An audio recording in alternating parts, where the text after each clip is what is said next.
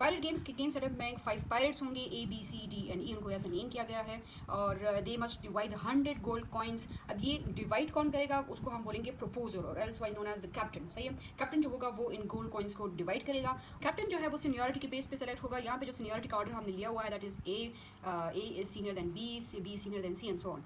अब इस तरह होगा कि जितने भी पायरेट्स होंगे वो वोट करेंगे, either in the favour of the captain के जो कैप्टन ने प्रपोजल दिया है उसके फेवर में, या फिर उसके रिजेक्शन के लिए वो वोट कर देंगे। सही है, अगर 50% या 50% से ज़्यादा एक्सेप्टेंस के वोट आ गए तो फिर क्या होगा, जो प्रपोजल है वो इम्प्लीमेंट हो जाएगा। लेकिन अगर उससे लेस देन हो गए, अगर वोटिंग टोटल में उससे लेस देन हो गई तो फिर क्या होगा, जो प्रपोजर होगा, जो कैप्टन होगा वो एलिमिनेट हो जाएगा और नेक्स्ट इन लाइन जो पायरेट होगा he will be the captain of. अब जो सोल्यूशन है that is very easy, it's going to be backward induction. Backward induction क्या है, पीछे से हम गेम शुरू करेंगे, पीछे से शुरू करेंगे तो लास्ट 2 जो हमारे पायरेट्स थे उनको ले लेंगे, लास्ट 2 पायरेट्स को हमने ले लिया। अब डी को क्या चाहिए, डी को 50% ऑफ वोट चाहिए। 50% ऑफ वोट मतलब कि अगर वो खुद के लिए भी वोट कर दे तो मतलब कि 1 वोट उसने गेन कर लिया, 50% उसने गेन कर लिया। तो वो डिस्ट्रीब्यूशन कैसे करेगा, वो 100 कॉइन्स अपने लिए रख लेगा और ई को कुछ भी नहीं देगा। अब हम देखते हैं 3 पायरेट्स के गेम में। 3 पायरेट्स के गेम में हमारे साथ सी आ जाते हैं। सी को क्या चाहिए, 2 वोट्स चाहिए ऑब्वियसली, क्योंकि उसका अपना वोट हो जाएगा, किसी और का वोट भी चाहिए in order to gain more than 50% of the voting. तो वो क्या करेगा, ब्राइब किसको करेगा, वो ब्राइब उसको करेगा कि अगर वो मर जाए तो फिर कौन कैप्टन बनेगा, डी बनेगा। तो अगर डी बनता है तो फिर ई को कुछ नहीं मिल रहा,